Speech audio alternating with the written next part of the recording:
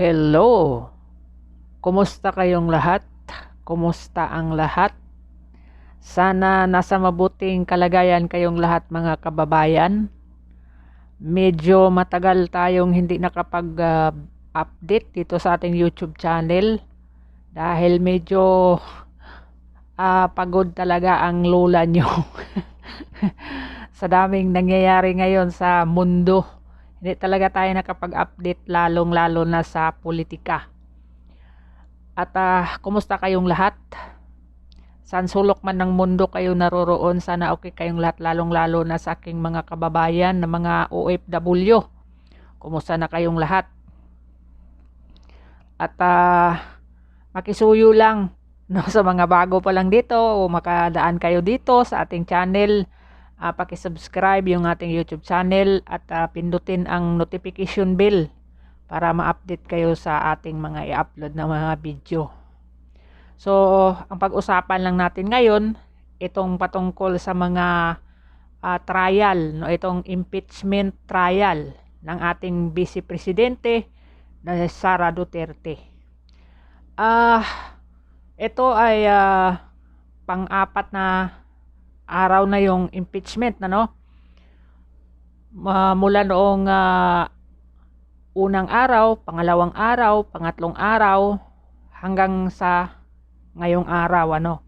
Kasi yung trial nila ay 3 beses sa isang linggo. Yung kanilang pagpresent ng kanilang mga ebidensya, mga witness, no?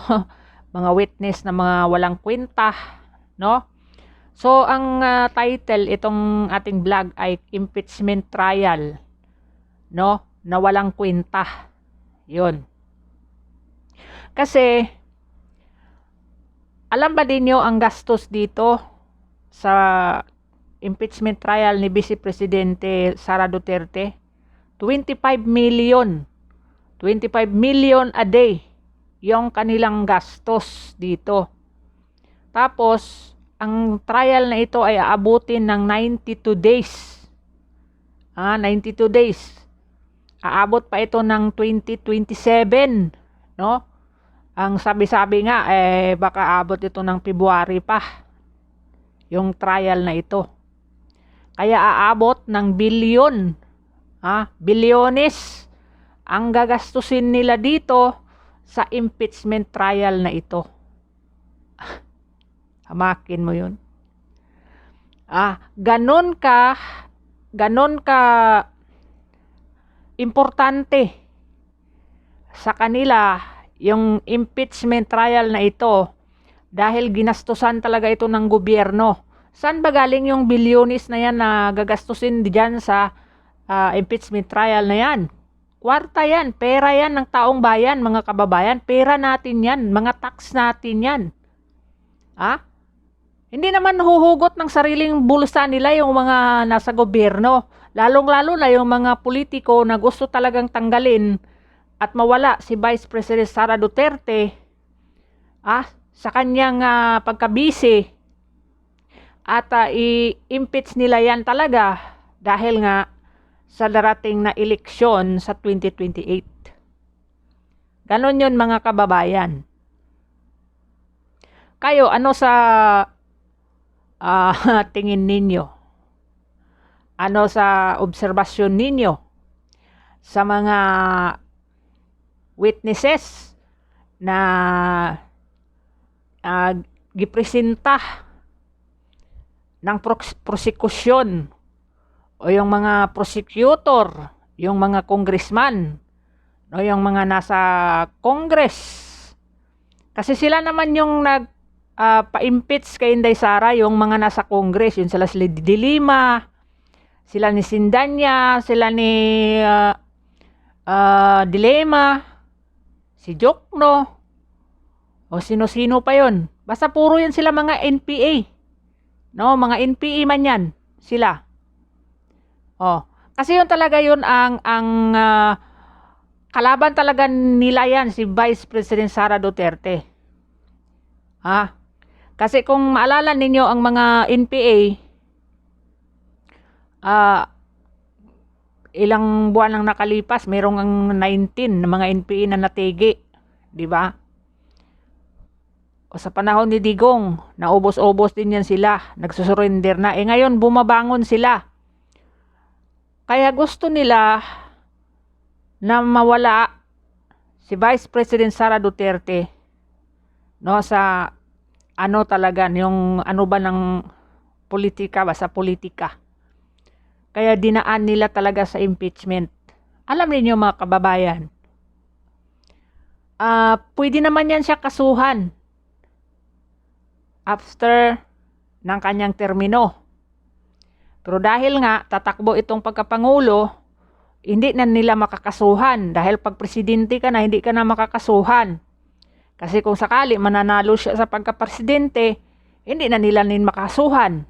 Wala ding silbi yung ikaso sa kanya, yung plunder o yung kung ano-ano pa na kaso patungkol dyan sa confidential fund na di umano na ginasta ng hindi tama, pero meron namang resulta sa kuwa, no? Sinabi naman ng kuwa ay okay, tama yung paggastos ng pera, di ba? So itong impeachment trial na ito ay wala talaga itong kwenta, wala itong maitulong sa atin mga taong bayan. Wala. Sino bang makikinabang sa impeachment na ito? Kung ma-impeach nila si Vice President Sara Duterte, sino ang makinabang? Tayo ba mga Pilipino? Tayo ba? Hindi.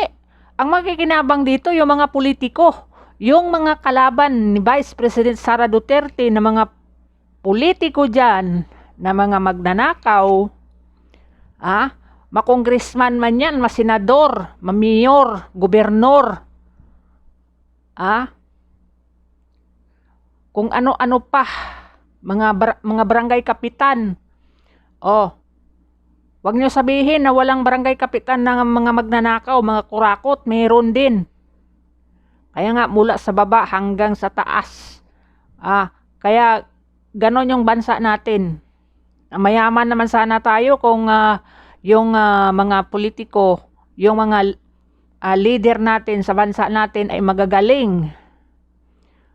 Kung magagaling lang magpatakbo ng isang bansa, ay sana wala nang mga Pilipino pupunta sa Saudi Arabia, pupunta ng Qatar, Dubai, doon sa mga Amerika, Europe, no? Sa Asia, kung saan-saan sa sulupalop ng mundo pumupunta ang mga Pilipino para magkaroon ng trabaho dahil sa bansa natin ay wala. Mayroon mang trabaho, kapiranggot na sahod. Kapiranggot na sahod. Dahil ang mga oligarko, yung mga nagninegosyo dyan sa Pilipinas, hindi naman magbibigay ng malataas na sahod dyan katulad dito sa ibang bansa. Katulad dyan sa ibang bansa, dito sa ibang bansa, ang lalaki ng sahod. Mga engineer, nurse, doktor, yung mga nagtrabaho sa mga restaurant, nagtatrabaho sa mall, yung mga cleaners, yung mga kasambahay. Sobrang laki ng pagkakaiba ng sahod dyan sa Pilipinas at sahod dito. Ang sahod ng kasambahay dito, nasa 29,000 ang sahod ng kasambahay dito sa Saudi Arabia. Hindi ko lang alam sa Europe at saka sa Amerika kung magkaano. Pero dito sa Saudi, dahil sa taas ng palitan ngayon, umabot ng 29,000 pesos yung sahod dito. Yung mga nasa 1,800 na, nasa 2,000 na yung sahod, ganun ang sasahurin, nasa 30, nasa 32,000 na ang kasambahay dito. Magkano ang kasambahay dyan sa Maynila? 10,000? 12,000? Wala, sobrang layo. Sobrang layo. Dahil yung sasahurin nila na yan, kukulangin yan sa mahal ng mga bilihin ngayon. So, yun guys. ang impeachment trial ni Vice President Sara Duterte, gusto lang talaga nila tanggalin si Vice President Sara Duterte para hindi ito na makatakbo, lalong-lalo na sa pagkapangulo. Lalo na ngayon, nagdeklara na siya na tatakbo. Yun, gagawin talaga nila ang lahat para i-impeach ang Vice Presidente. Pero wag kayo kampante dahil merong mga bala yan. Dahil nakapaghanda ng mga yan. Nakapaghanda na yan, 2023 pa lang. Alam na niya na merong impeachment. Dahil mabunganga yan si yung convicted na si Castro. Diba?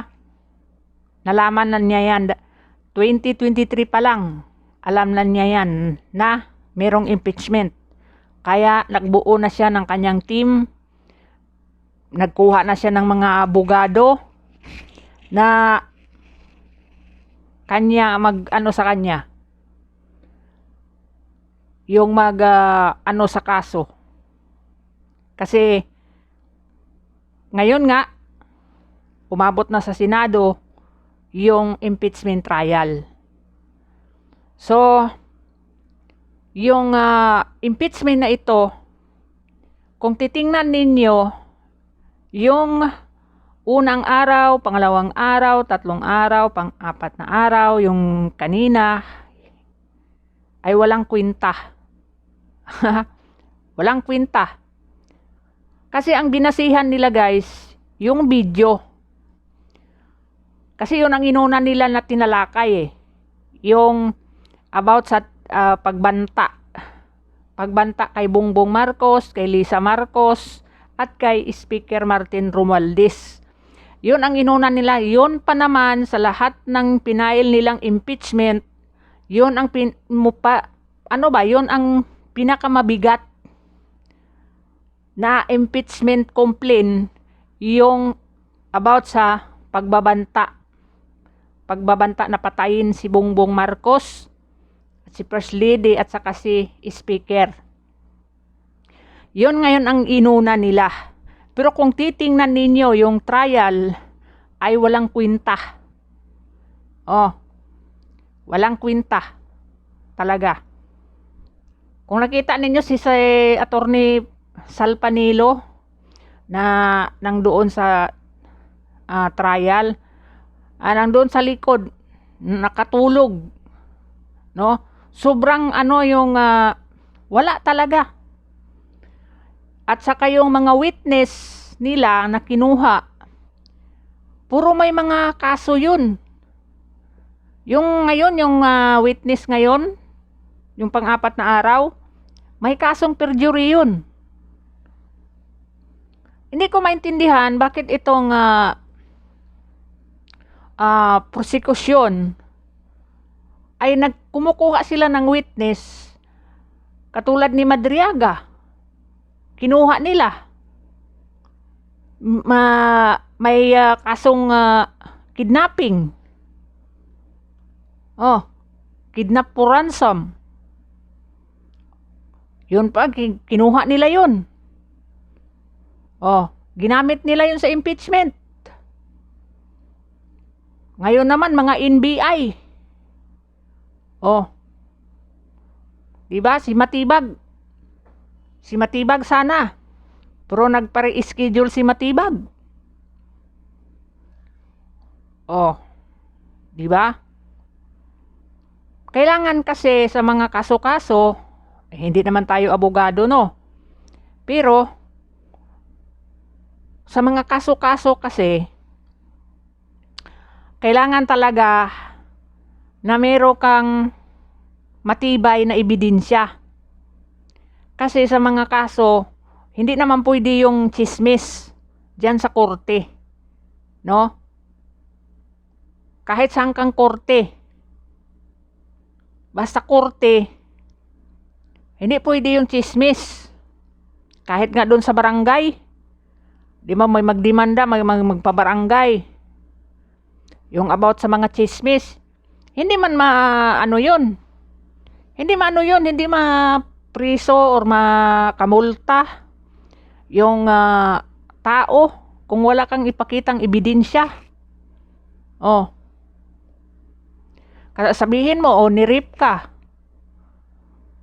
Anong ebidensya mo nga na-rape ka? Kung wala kang maipakitang ebidensya na na-rape ka, wala. Unless lang kung ikaw ay minor de edad at meron kang medical certificate na galing sa doktor na nagpatingin ka sa doktor, pinatingnan mo yung ano mo at totoo talaga na nakuha ka, yun ebidensya talaga yun na ni-rape ka talaga. Ganon. Yun ang kaso. Kailangan may matibay na ebidensya. Ang kinuha nilang ebidensya diyan sa pagbabanta ay yung video na mahigit 2 oras na live streaming nung panahon na ginigipit ang mga tauhan ng Vice Presidente. Isa na doon yung si Attorney Zuleika Lopez. Kung naalala ninyo, yung dilipat-lipat siya ng hospital, yung si Attorney, mayroon pa nga nagrally doon sa hospital na pumunta pa nga sila doon si Bongo, si Bato. Mayroong mga nagrally doon, yung mga sa Maisog. Nang doon, nagbantay sila doon sa ospital. Kasi, gusto nila talagang kunin si Lopez at dalhin doon sa prisuhan ng mga prisuhan, yung mga preso ng mga kawatan, mga kriminal. Gusto nila ihalo doon si Attorney Lopez, Zuleika Lopez. Yun ang ayaw naman ni Vice President Sara Duterte na mangyari sa kanyang tauhan. Tauhan niya yun eh. Kaya hindi niya talaga iniwan yun. Mula doon sa hospital, sinamahan niya talaga hanggang sa ambulansya. Kung naalala ninyo, namuntik na nga siya naipit doon sa pulis na bilis-bilis na isinirado yung likuran ng ambulansya. Buti na lang mayroong mga tao doon na nagsabi, nandiyan ang Vice President oh.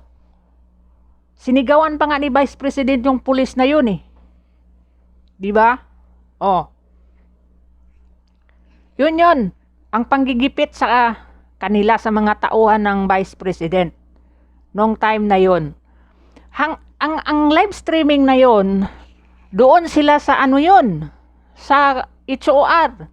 Doon si Vice President Sara Duterte sa panahon na yun, nandun siya sa Congress.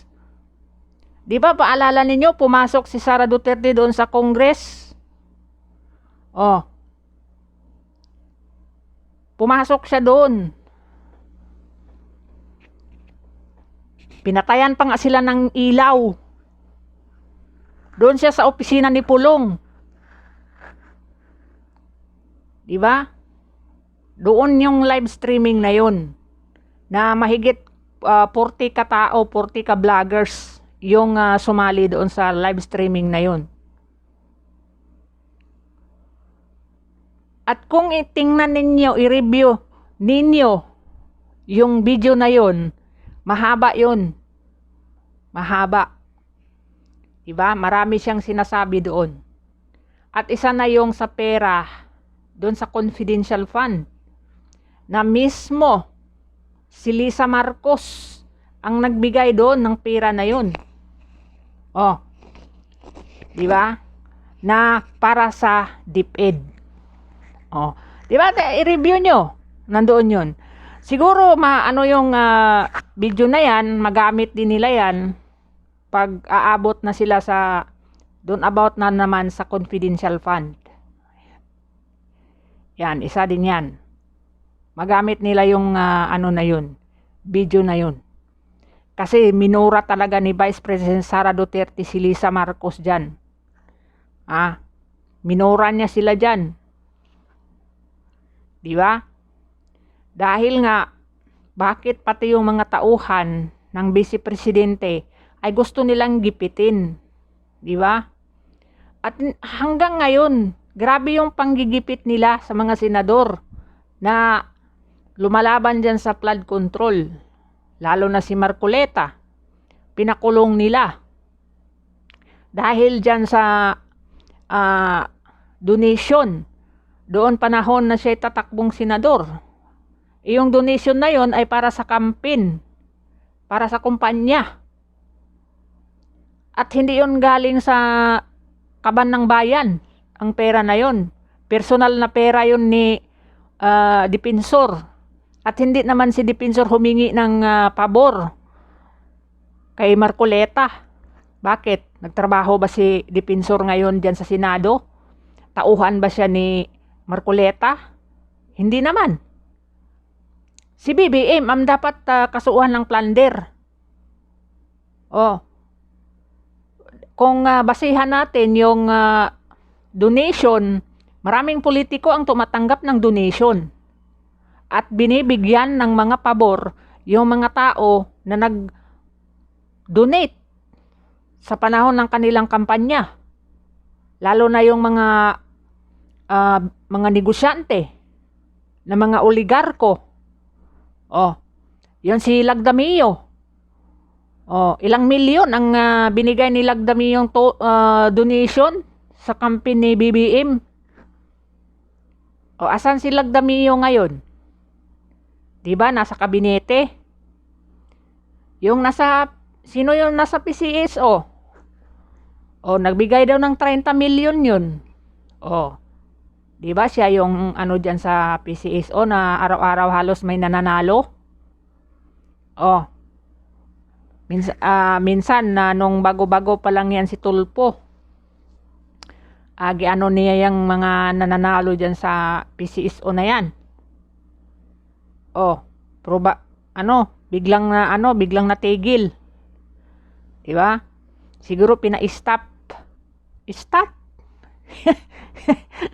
Hindi ka mag-stop. Tapos ka. Diba? Ganun yun eh. Sino ang pinakulong? Diyan sa flood control. Wala. Si Bong Revilla. Pinakulong nila si Bong Revilla. Hindi lang natin alam. Dahil sabi ni Bong Revilla, hindi naman siya na dyan sa flood control na yan.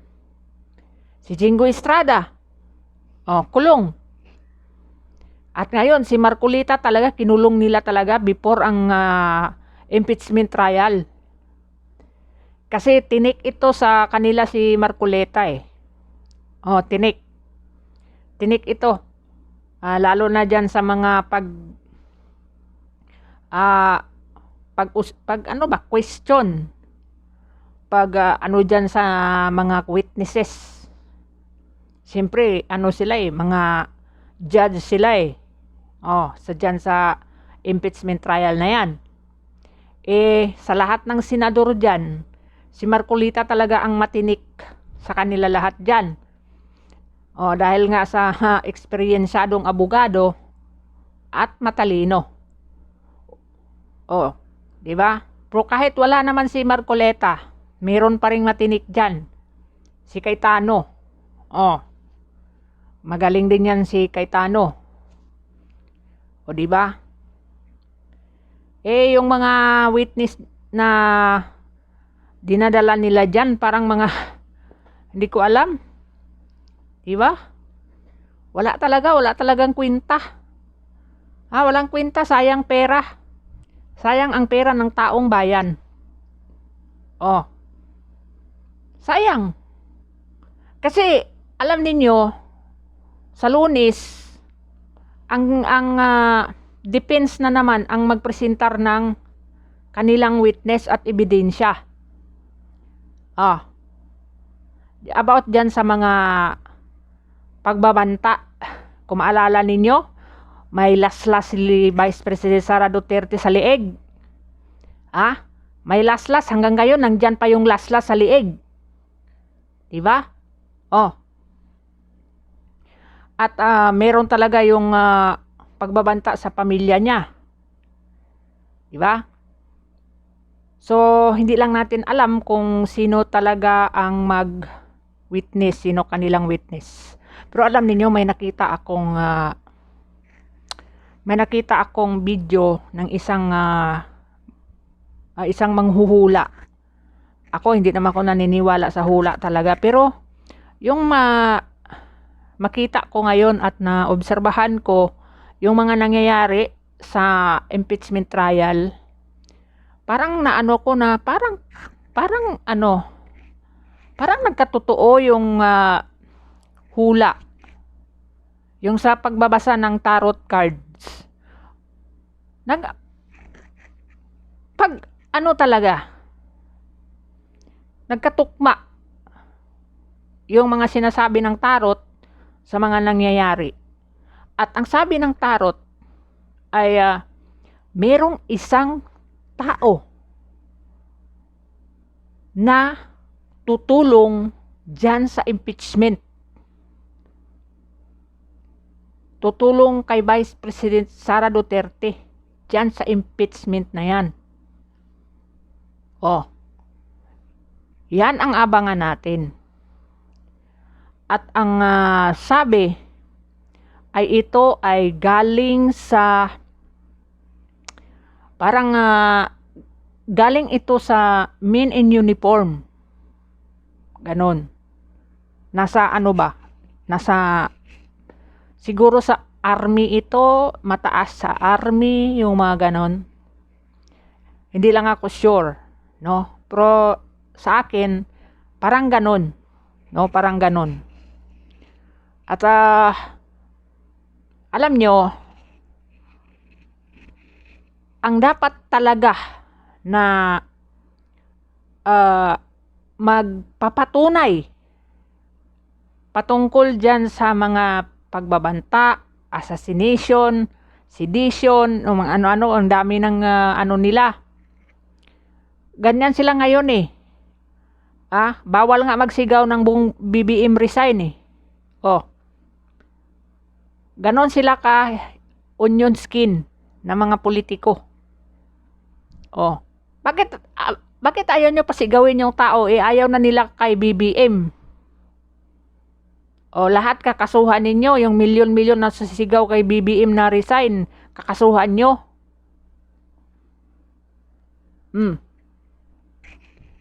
Diba?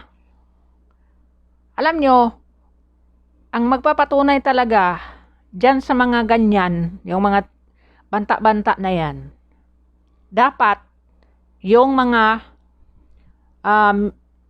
PSG, yung mga security nila, yung mga men in uniform, no?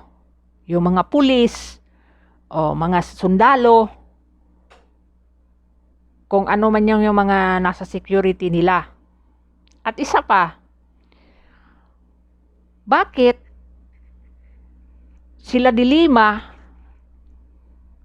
sila Jokno, o yung mga kaparian ang nag-file ng impeachment complaint about dyan sa pagbabanta sa presidente, sa first lady, at saka speaker?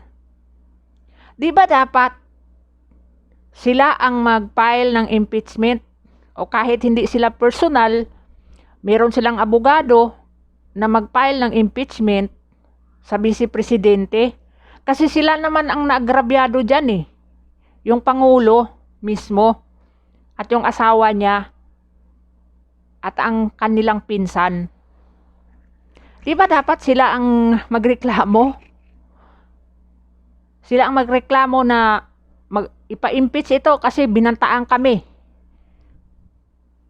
Pero bakit yung mga ibang tao ang dyan, maging complainant?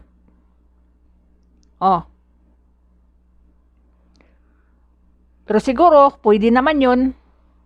Pero nga, isa yan na tanong, no, sa defense.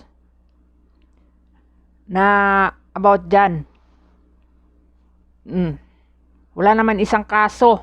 Hindi naman kinasuhan ni BBM or ni Lisa Marcos, ni Martin Romualdez. Hindi naman kinasuhan. Wala namang kaso doon sa ombudsman.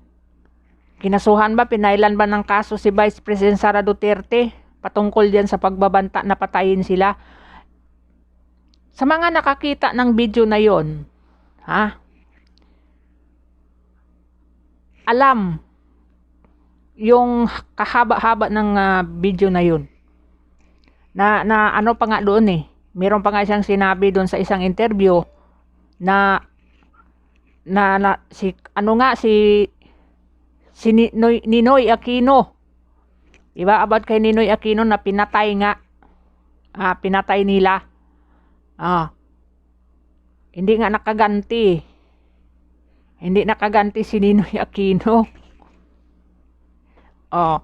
Yun ang sa kanya. Na sa kanya, wag niyo akong gawing Ninoy Aquino na hindi makaganti. Kaya sinabi niya yun, kung patayin ninyo ako, meron na rin akong taong sinabihan na patayin ninyo yan si ano. Yun ang kanyang sabi. Sino pa ang kung mga matay na lahat? Diba? Kung hindi mamatay si Vice President Sara Duterte, hindi rin mamatay si Bongbong Marcos. Hindi rin mamatay si Lisa Marcos at si Martin Romualdez. Yun ang ganun lang kasimple yun. Kasi nga, kondisyonal yung sinasabi niya Kung hindi lang naman ninyo galawin si Inday Sara, wala kayong gagawin kay Inday Sara, hindi niyo patayin si Inday Sara, ay hindi rin kayo mamatay. Ganun lang kasimple. Pero kung galawin ninyo siya, patayin ninyo siya, paplanuhan niyo siyang patayin, ay ganun din ang gagawin niya sa inyo. Ganun lang yun. Diba? Balos-balos lang. Diba? Hindi naman dahil may banta sa'yo.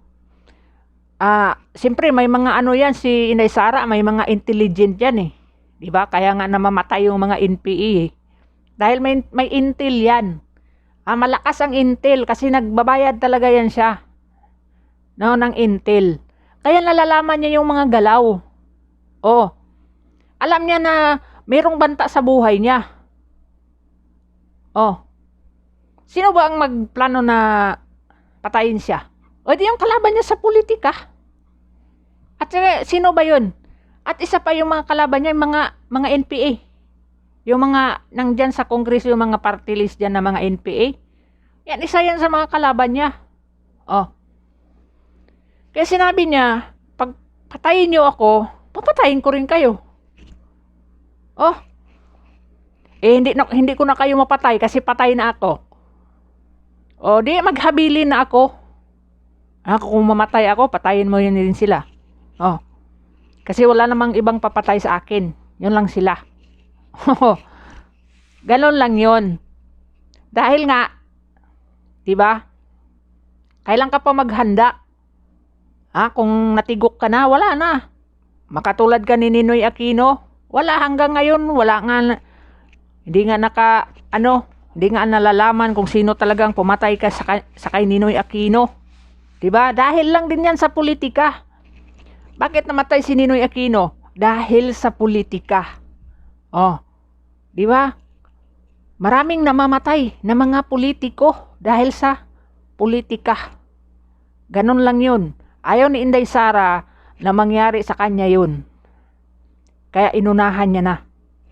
Yung mga tao naghahaman sa kapangyarihan na gustong mananatili sa kapangyarihan, magiging hari ng matagal sa bansang Pilipinas para lalong lulubog, lalong mahihirap, ay lalong maghirap, danami ang manghirap, lalong magdami. Diba? Yun ang gusto nilang gawin. Tanggalin. I-delete ang mga Duterte sa larangan o sa mga daan nila sa politika. Pero hindi ninyo kaya. Hindi ninyo kaya yan. Nako, maniwala kayo sa akin. Ha? Maniwala kayo sa akin. Si Digong may anting-anting yan. May anting-anting yan si Digong. Oh, di ba? Oo, napakulungan ninyo si Digong sa dahig. Napakulong nyo, yes, kasi nasa power kayo eh.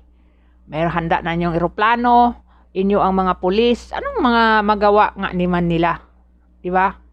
Wala na sila sa kapangyarihan. Ha? Kayo nang nangmamando. Kayo nang nangmamando sa mga kapulisan, kasundaluhan at mga ano pa. Kung sino talaga ang gusto niyo ipakulong, makukulong talaga kahit na walang kasalanan. Oh. Pero tandaan ninyo, hindi lahat ng panahon ay nasa powers kayo. Hindi lahat ng panahon.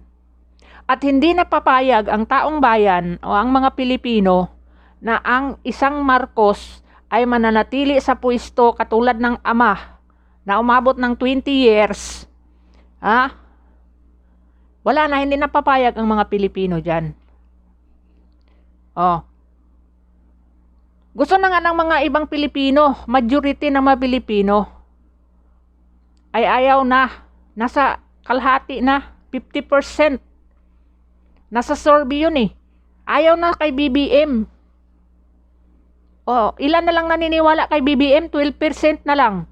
Kasi yung sobra 30%. Ano man yun? Mga neutral ba? Yung mga hindi nangingialam sa politika, walang pakialam sa politika, bahala kayo dyan, anong mangyari sa inyo, ano yung politika, wala kami pakialam dyan sa politika yan. Oh, minus 27 na yung approval at ang trust rating ni BBM.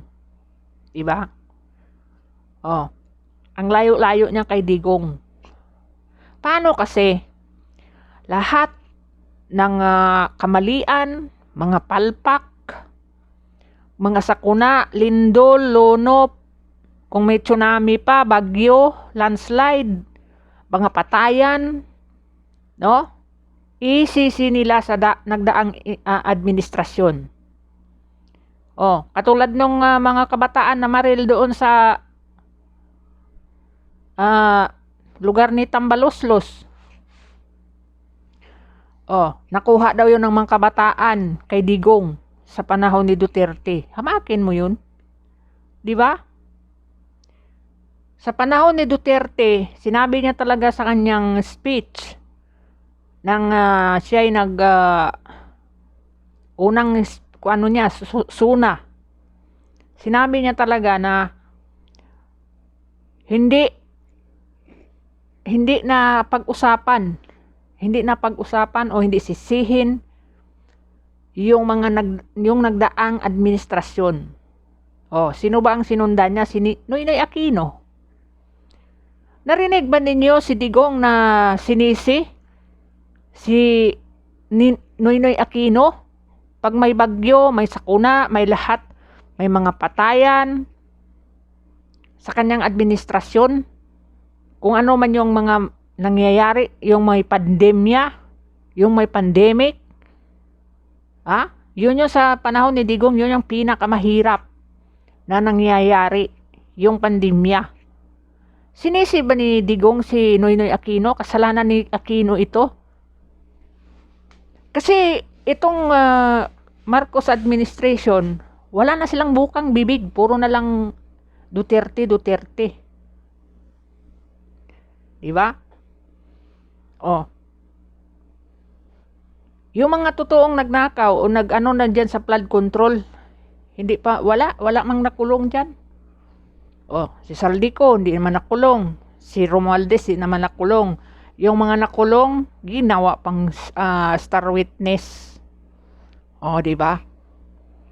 Saan ka pa? Oh, pero tingnan natin. Nasa 24 months naman lang sila kasi 2 taon na lang, magsuna na yan ngayong 28 yata, di ba? So meron na lang siyang isang suna next year. Yun yung last suna niya. Kasi July next year, last suna niya. Then pagka October, filing of candidacy na. Then pagka February 2028, mag-start na ang kampanya. Diba? So sa 2028 July, ang bagong presidente na ang magsuna. Yun yun. So, kunting kimbot na lang guys, kunting tiis na lang, no? Kung kahit sino ang magiging pangulo, tingnan natin. Kung sino talaga ang magiging pangulo. Dahil hindi pa natin alam ang takbo ngayon ng ating gobyerno. Dahil hindi nila tantanan yan si Inday Sara na matanggal. Pero isa lang naman ang sa akin. Matanggal man si Inday Sara, mayroon pang ibang Duterte na pwedeng tatakbo. Mayroon pang dalawang kapatid Mayroon pang dalawang kapatid. Pwede naman yan tatakbo. Diba? Nandyan si Baste, nandyan si Pulong. Pwede yan silang dalawa sa kanila. No? Kahit sino sa kanila, pwede yan magiging presidente. At kung mapatanggal nila si Inday Sara, malaking malaking kaguluhan yan. Diba? Magagalit ang mga diyan, majority ng mga Pilipino. Yung bumoto diyan, 32 million, magagalit yan. Diba? At kung kahit sino, Duterte man o hindi, basta i-endorso ni Inday Sara, ay mananalo. Kaya yun ang kaabang-abang. Abangan natin ang susunod kabanata. Tingnan natin bukas yung impeachment trial hanggang sa Miyerkules, no? Kung ano yung mga laro nila. Ang boring. Ang iba tuloy ang mga nagbabiral, mga tulo sipon, mga tulo laway. Ngayon namang araw na to, ang nagviral itong make-up. Ang make-up ng abogado sa kabila. My goodness. Diba? Ginawa ng katawa-tawa yung impeachment trial na yan. So, hanggang dito na lang guys, yung ating video. Medyo mataas-taas na at mag-aalas 11 na dito. At panahon na para magpahinga. So, magandang araw sa inyong lahat. Maraming salamat and God bless you all.